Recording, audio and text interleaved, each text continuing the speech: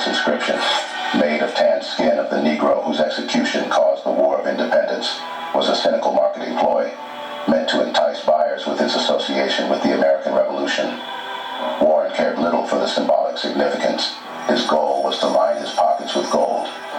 Attic's skin, once a part of a vibrant living man, was now a commodity, reduced to a mere curiosity for the morbidly fascinated. The notebook became a dark symbol of exploitation, a stark contrast to the heroism and sacrifice that Attic's embodied. Today, the notebook resides in the Wellcome Collection in London, a haunting reminder of the callous disregard for human life and dignity that can accompany even the most noble causes. In today's video segment, sorrowful as it is, we're going to delve into the most dark and disturbing chapter of human history, a story of exploitation, cruelty, and the commodification of the bodies of innocent blacks who were stolen from their continent and shipped aboard the Atlantic to a foreign land, terribly tortured, enslaved, and as though not enough, whose bodies were, to the very extreme utmost degradation, used for the leathers of shoes, bags, wallets, furniture, wristwatches, and so on and so forth. We will explore the history of black leather, the people who were affected by it, and the lasting impact it has had on the lives of black people today. Before we go on, do not forget to support our work by hitting the thumb button, share feelings in the comment section below, and share video with friends and families to keep spreading our eye-opening black narrative.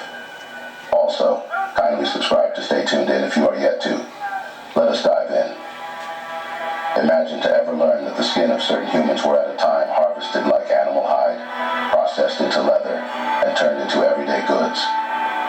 This is the dark reality of the transatlantic slave trade, where enslaved Africans were subjected to unimaginable cruelty and exploitation.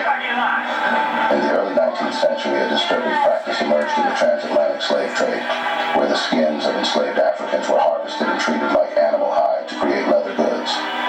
The use of black people's skin for leather, books, furniture, and other materialistic things has been in constant existence since the early years of the 1800s. It was a disturbing and well-documented historical practice.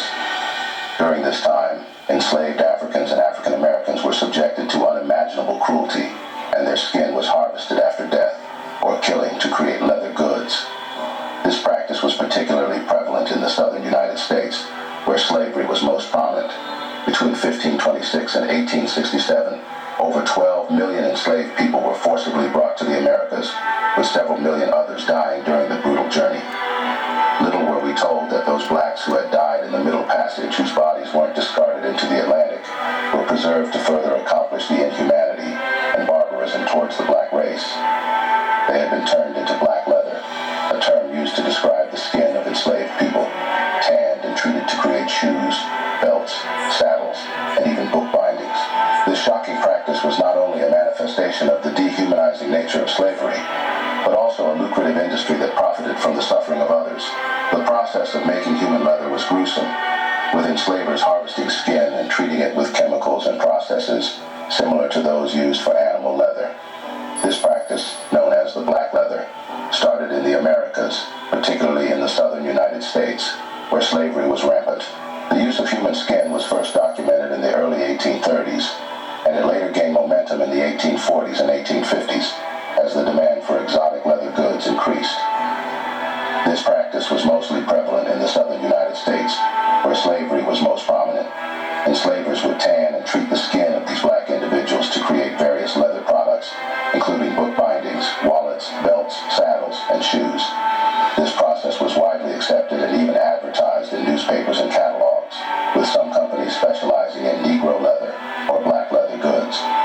The use of their skin for leather products was a further dehumanizing act, reducing their bodies to mere materials for consumption. Companies and individuals involved in human tanning obtained the skin of people through a web of exploitation and violence. Enslaved people who died or were killed on plantations or during transportation were the major victims. They had their skin taken without consent or respect. Indigenous peoples were also targeted, killed, and exploited during colonial expansion, their skin harvested as a byproduct of conquest. The Negro Leather Company, based in Philadelphia, is a perfect example of the legal organizations involved in this gruesome enterprise. There they would procure human skin from enslaved people who had died or been killed.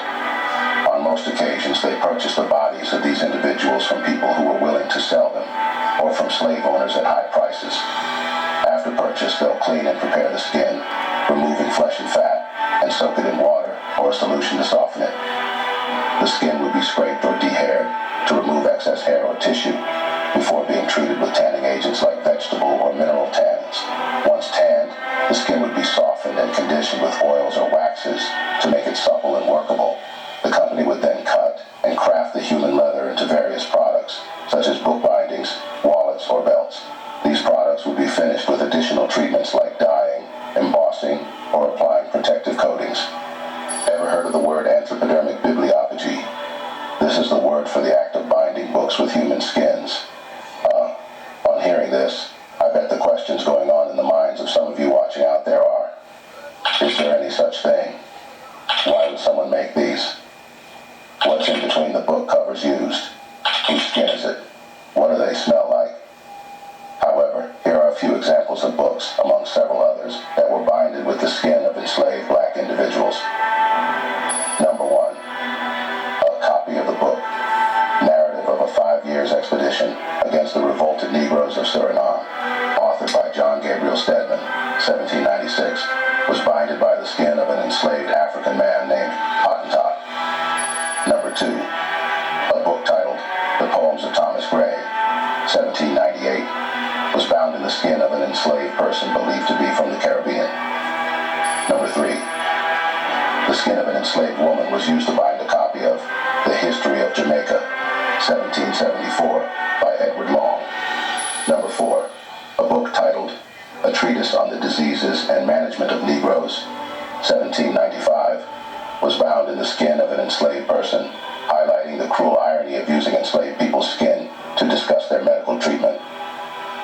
Although most of the binding companies claim that they actually used the skin of these individuals in remembrance of the sufferings and sacrifices these individuals made, the majority of them had used it for their own private reasons, earning cash for themselves.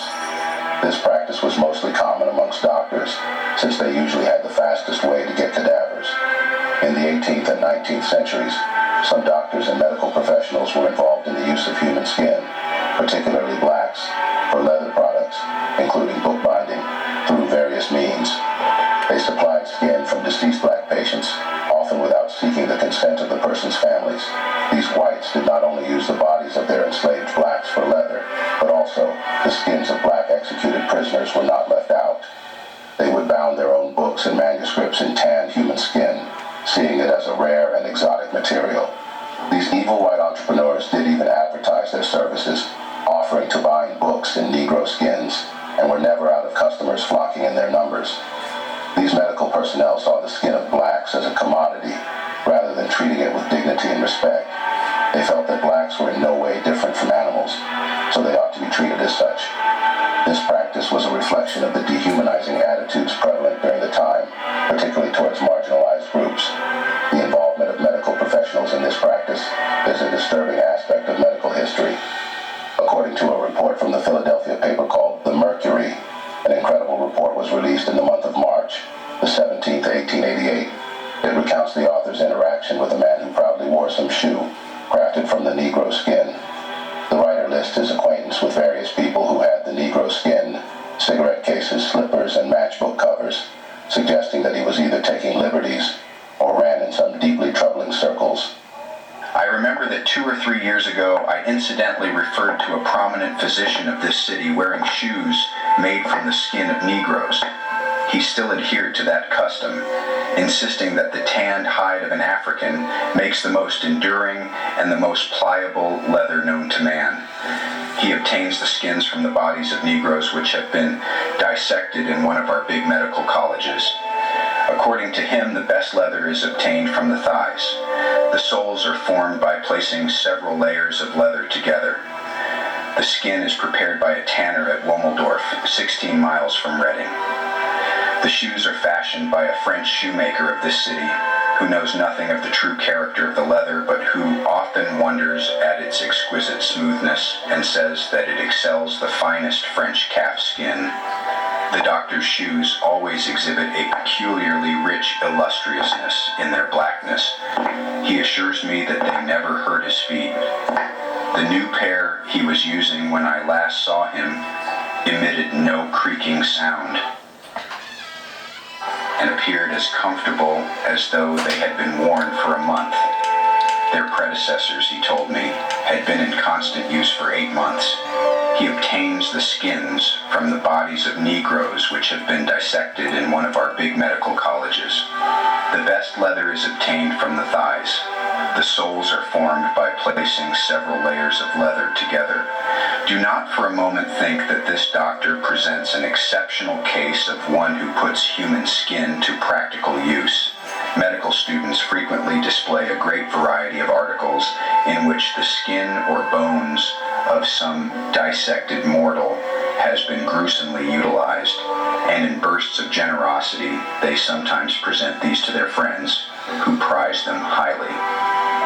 One of the dudest dudes in town carries a match safe covered with a portion of the skin of a beautiful young woman who was found drowned in the Delaware River. It still retains its natural color. Another young man with whom I am acquainted carries a cigar case made of Negro skin, a ghastly skull and crossbones appearing on one side in relief. Thus, said the writer in the report, but what does this say about our society when human skin is used as a commodity? Can this doctor truly call himself civilized when he wears the skin of another human being, whether it be black or brown or red? What is the true cost of fashion when it comes at the expense of human dignity? What kind of world do we live in where the skin of the deceased is used to make fashion accessories? But could doctors be the only ones involved in this? Definitely not. The American Bookbinders Company, based in New York, also used the skin of blacks, which they call the Negro skin, for leather book bindings. They would procure skin from various sources, clean and prepare it, and then tan it using traditional bookbinding techniques. The tanned skin would be softened and conditioned before being cut and crafted into high-end book bindings. On so many occasions, the skins of enslaved black individuals has been used for leather binding, Nanny's case being a perfect example of this. Nanny, an enslaved woman from the Afro-Caribbean, lived a life marked by hardship and resilience. She toiled on a Jamaican plantation subjected to the whims of her cruel owners. After her passing, her body was desecrated and her skin was removed and tanned. The plantation owner, a collector of rare books, sought to bind a volume in human skin. He chose Nanny's skin, seeing it as a macabre trophy. The bookbinder worked diligently, transforming her skin into a gruesome cover. Nanny's skin now encased a book, a constant reminder of the brutality she endured. Her story, however, didn't end there. The book passed hands, eventually finding its way to a library, where it remained as a haunting testament to the transatlantic slave trade's atrocities. Years later, a researcher stumbled upon the book, discovering Nanny's story. Her legacy, once reduced to a mere commodity, was finally acknowledged. Nanny's story serves as a poignant reminder of the enslaved people's struggles and the inhumane practices of the past. Amongst others, here are a few enslavers who used the skin of their slaves for leather products. Number 1. Edward Long. Edward Long was a British colonial administrator and slave owner in Jamaica. He served as a judge and member of the Jamaican Assembly, but was also known for his cruel treatment of enslaved people. Edward Long, an 18th century British historian, is said to have used the skin of an enslaved person for leather products. This disturbing practice was a manifestation of the brutal and dehumanizing nature of slavery. Long, who served as a judge in Jamaica, wrote about the supposed inferiority of enslaved people in his book, The History of Jamaica,